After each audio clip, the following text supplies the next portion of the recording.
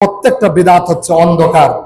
ওয়াকুল্লা দালালাতিন ফিন্নার, প্রত্যেকটা অন্ধকার চলে যাবে জাহান্নামে, আল্লাহ নিক্ষেপ করবেন জাহান্নামে।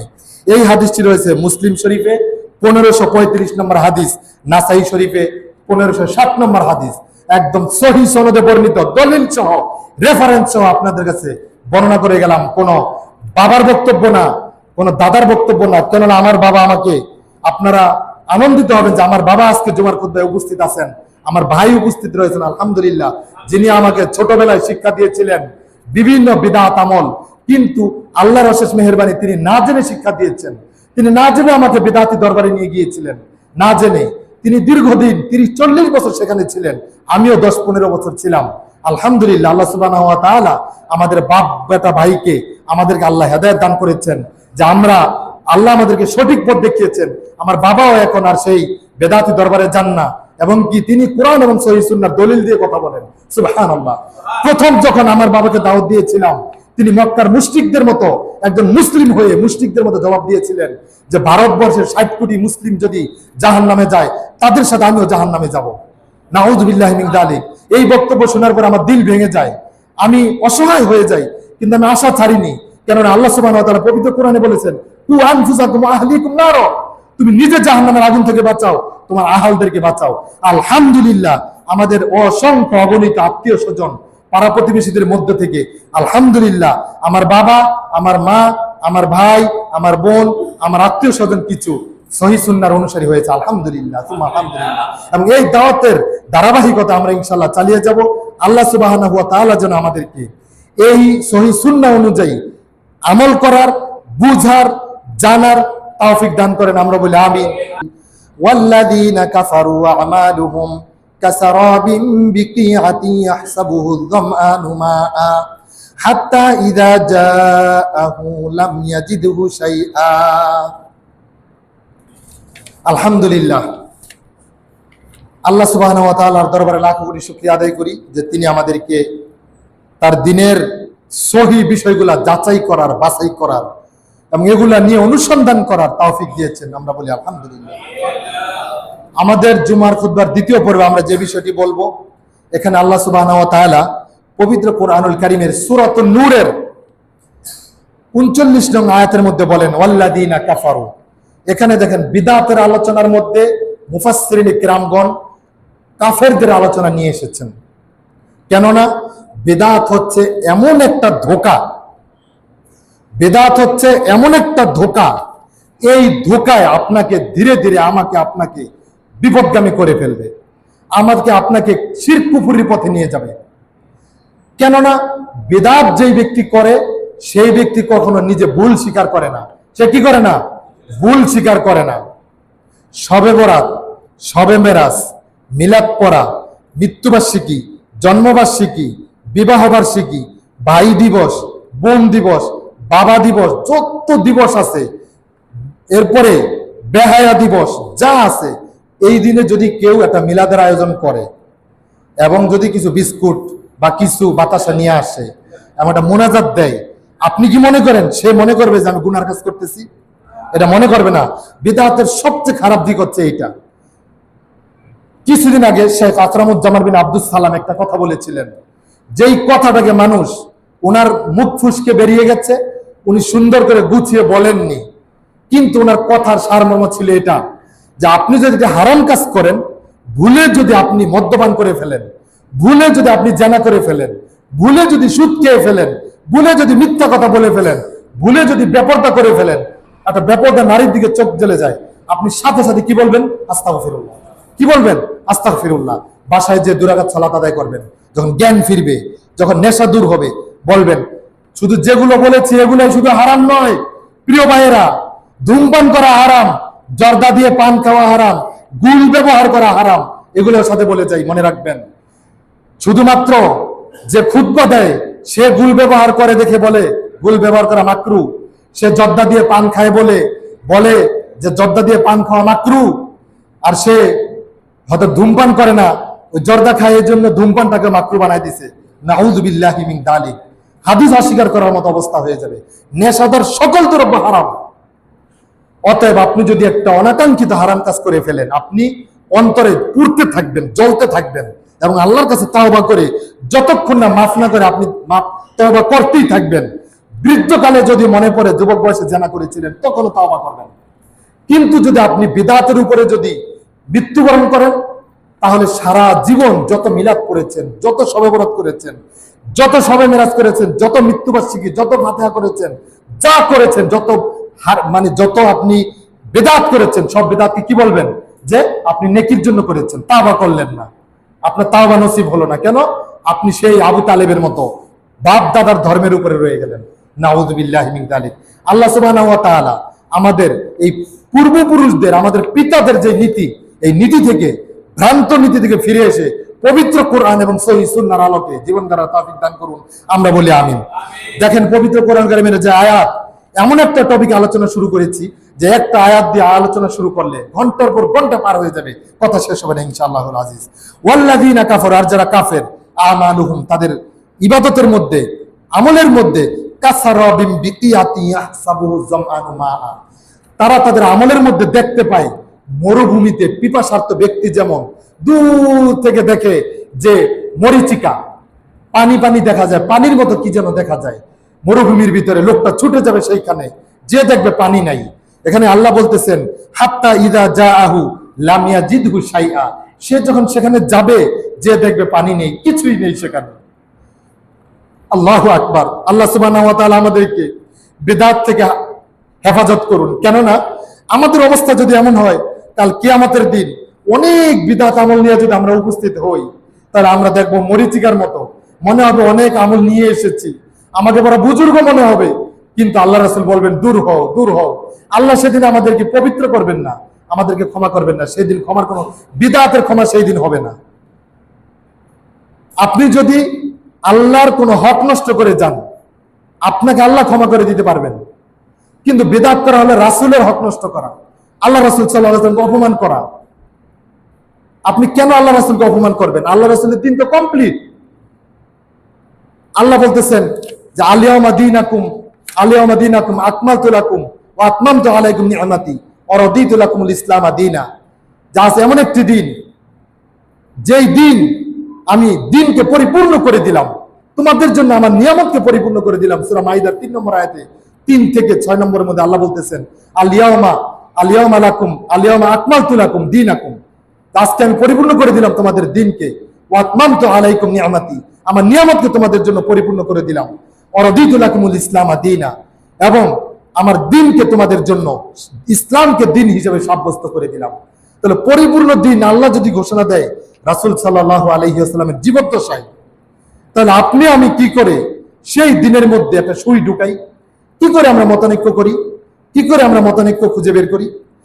হ্যাঁ, যদি আমাদের মধ্যে মতানৈক্য হয়ে যায়, তাহলে সূরা নিসার 59 নম্বর আয়াতের মধ্যে আল্লাহ বলেন যে তোমরা কি করো, যদি তোমাদের মধ্যে কোনো মতানৈক্য দেখা দেয়, পরস্পর যদি মতভেদ দেখা দেয়, তাহলে আমাদেরকে গ্যাঞ্জাম করতে নিষেধ করা হয়েছে।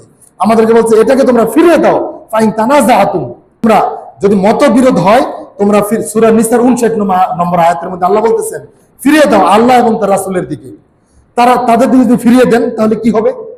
এই যে আজকে যেটা নিয়ে আমাদের সমাজে সবচেয়ে বড় মতানৈক্য, একটা বাহাজ হলো, আপনি আল্লাহ এবং রাসূলের দিকে ফিরিয়ে দেন, যে আমি 20 রাকাতের পক্ষে, আপনি 8 রাকাতের পক্ষে, একই মসজিদে নামাজ পড়ি, এখন ইমাম কোনটা পড়াবে, আমরা কোনটার সিদ্ধান্ত দিব? আমরা ফিরিয়ে দিই কোরআন সুন্নাহর দিকে, কি জবাব আসবে? আপনি কি রাসূলের আমল নেবেন, নাকি আপনি খোলাফায়ে রাশিদিনের আমল নেবেন? আল্লাহ রাসূল সাল্লাল্লাহু আলাইহি ওয়াসাল্লামের আমল উপস্থিত থাকতে আপনি কিভাবে খোলাফায়ে রাশিদিনের আমল করবেন? হ্যাঁ, আল্লাহ রাসূল বলেছে যে আমার ওফাতের পরে তোমরা কি হবে, বিভ্রান্তিতে পড়ে যাবে, তখন তোমরা আমার সুন্নাতকে আঁকড়ে ধরবে এবং আঁকড়ে ধরবে খোলাফায়ে রাশিদিনের সুন্নাতকে। তবে যেই বিষয়ে আল্লাহ রাসূলের সুন্নাত পাওয়া যাবে, সহিহ হাদিস পাওয়া যাবে, সেই বিষয়ে আমরা খোলাফায়ে রাশিদিনের হাদিসের আমল করব না। যেটা পাবো না সেটা সেখান থেকে আমরা নিব। তাহলে আমরা কেন মতানৈক্য করব? কেন বিদআত করব? কেন আমরা কারি আমল নিয়ে সারা জীবন 20 বছর, 50 বছর, 70 বছর, 80 বছর ইবাদত করার পরে আমরা জাহান্নামে যাব? কেন আমরা সেই দিন আল্লাহ রাসূল সাল্লাল্লাহু আলাইহি ওয়াসাল্লামের কাছ থেকে আমরা হাউজে কাউসার পাবো না? এটা তো হতে পারে না প্রিয় ভাই। এরপর একটি হাদিস দেখেন, আমি পাঠ করি। عن عبد الله بن عمرو بن العاص قال قال رسول الله صلى الله عليه وسلم إنه لم يكن نبي قبلي إلا كان حقا عليه أن يدل أمته على خير ما يعلمه لهم وينذرهم شر ما يعلمه لهم। যে এই হাদিসটা আনয়ন করা হয়েছে যে ইসলাম যে পূর্ণাঙ্গ দিন, সেই চ্যাপ্টারের মধ্যে দেখেন বড় করে লেখা রয়েছে পরিপূর্ণ দিন, সেই চ্যাপ্টারের মধ্যে হাদিসটা আনা হয়েছে। আব্দুল্লাহ ইবনে আমর ইবনে আস রাদিয়াল্লাহু আনহু থেকে বর্ণিত। তিনি বলেন রাসূল সাল্লাল্লাহু আলাইহি ওয়াসাল্লাম বলেছেন, আমার পূর্বেও যে সকল আম্বিয়ারা ছিলেন, আল্লাহ রাসূল সাল্লাল্লাহু আলাইহি ওয়াসাল্লামের পূর্বে যত নবী রাসূলরা ছিলেন, তাদের প্রত্যেকের উপর এই দায়িত্ব ছিল যে তারা যা উম্মতের জন্য উত্তম জানবেন সেটা তাদেরকে জানিয়ে দিবেন, তাদেরকে অবহিত করবেন। আর যা তাদের জন্য মন্দ ছিল, আম্বিয়াগণ নবী রাসূলগণ নিজেদের জন্য যেটা অকল্যাণ মনে করতেন, সেটা উম্মতদেরকে সেই বিষয় থেকে সতর্ক করতেন। সুতরাং আল্লাহ রাসূল সাল্লাল্লাহু আলাইহি ওয়াসাল্লাম এই জিনিসটা আমাদেরকে বলে দিয়েছেন, মানে যে তিনিও আমাদেরকে সতর্ক করে দিয়ে গেছেন। আমাদের দিনটা যেহেতু কমপ্লিট, আল্লাহ রাসূল সাল্লাল্লাহু আলাইহি ওয়াসাল্লাম আমাদেরকে এই ধরনের ইয়া এনেছেন।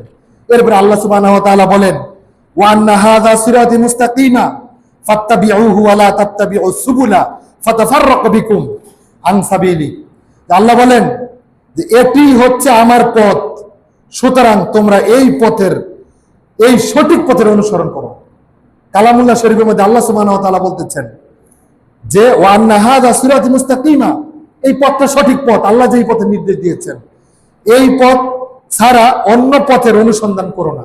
অন্য পথের অনুসন্ধান করা আমাদের উচিত হবে না, তাহলে সেসব পথ তোমাদেরকে আল্লাহর সঠিক পথ থেকে বিপদগামী করে দিবে। সূরা আনআমের 153 নম্বর আয়াতের মধ্যে আল্লাহ সুবহানাহু ওয়া তাআলা এই কথা বলতেছেন।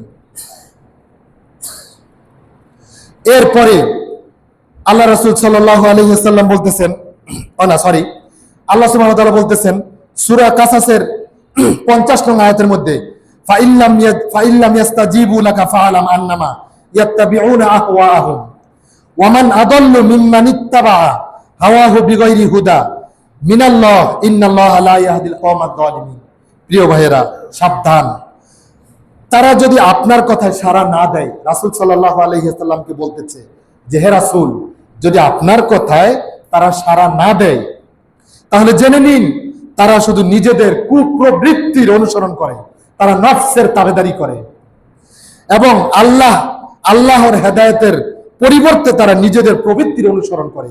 আল্লাহর সিদ্ধান্তের বাহিরে যে নিজের সিদ্ধান্তের উপর তারা আমল করে, যেটা তাদের জন্য উচিত নয়। তার চেয়ে অধিক পথভ্রষ্ট আর কে আছে?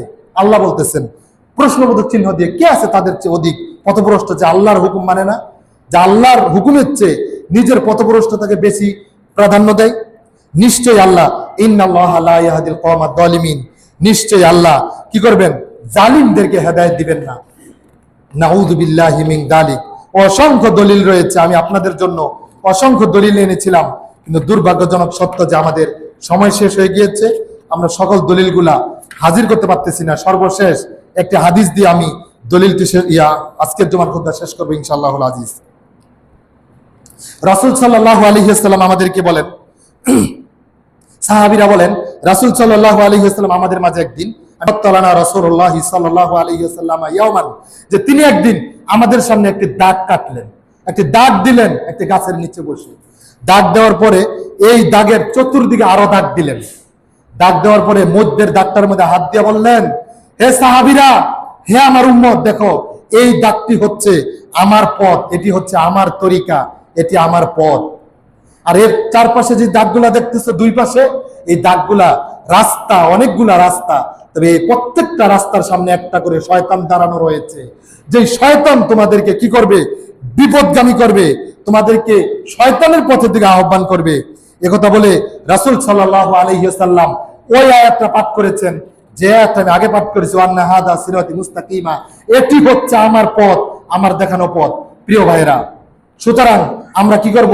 আল্লাহ রাসূল সাল্লাল্লাহু আলাইহি ওয়াসাল্লামের দেখানো পথে যাব, এবং আমাদের মধ্যে যদি মতানৈক্য তৈরি হয়, আমরা অবশ্যই সেই মতানৈক্যপূর্ণ বিষয় কোরআন এবং সহিহ সুন্নাহর আলোকে আমরা পালন করতে চেষ্টা করব। আল্লাহ এবং রাসূল সাল্লাল্লাহু আলাইহি ওয়াসাল্লামের দিকে ফিরিয়ে দিব এবং সেখান থেকে আমরা শিক্ষা নিব। ওয়া মা তাওফিক ইল্লা বিল্লাহ। আল্লাহুম্মা হদিনা ফীমান হাদাইত ওয়া আফিনা ফীমান আফাইত ওয়া তাওয়াল্লানা ফীমান তাওয়াল্লাইত ওয়া বারিক লানা ফীমা আ'তাইত ওয়া কিনা শাররা মা কাদাইত ফা ইন্নাকা তাকদি ওয়া লা ইউকদা আলাইক ইন্নাহু লা ইয়াযিল্লু মান ওয়ালাইত ওয়া লা ইয়া'ইজ্জু মান আদাইত তাবারাকতা রাব্বানা ওয়া তাআলাইত। আল্লাহুম্মা আনসুরিল ইসলাম ওয়াল মুসলিমিন। اللهم انصر الإسلام والمسلمين في فلسطين. اللهم انصر الإسلام والمسلمين في فلسطين. اللهم انصر الإسلام والمسلمين في كل مكان وفي كل بلاد واجعلنا معهم برحمتك يا أرحم الراحمين. আল্লাহ সুবহানাহু ওয়া তাআলা আমাদেরকে আজকের জুমার খুতবা থেকে শিক্ষা নেওয়ার তৌফিক দান করুন। পবিত্র কোরআন এবং সহিহ সুন্নাহর আলোকে আমরা যেন আমল করতে পারি সেই তৌফিক দান করুন এবং আল্লাহ সুবহানাহু ওয়া তাআলা আমাদের ভুল ভ্রান্তিগুলো ক্ষমা করে দিন। আমাদের জীবিতদেরকে হেদায়েত দান করুন। আমাদের মৃতদেরকে আল্লাহ সুবহানাহু ওয়া তাআলা পবিত্র আমাদের মৃতদেরকে কবরের আযাব মাফ করে দিন, জান্নাতুল ফিরদাউসের ফয়সালা করে দিন। আমাদের পরিবারের মধ্যে ভুল বুঝাবুঝি দূর করে দিন, মহব্বত পয়দা করে দিন। দ্বীনের সহিহ সুন্নাহর আলোকে পরিবার গঠন করার তৌফিক দান করুন। আমরা বলি আমিন। ওয়া আখিরু দাওয়ানা আলহামদুলিল্লাহি রাব্বিল আলামিন।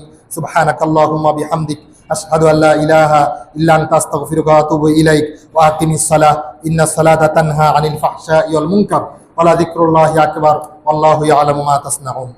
আল্লাহুম্মা সাল্লি আলাইহি আল্লাহুম্মা বারিক আলাইহি।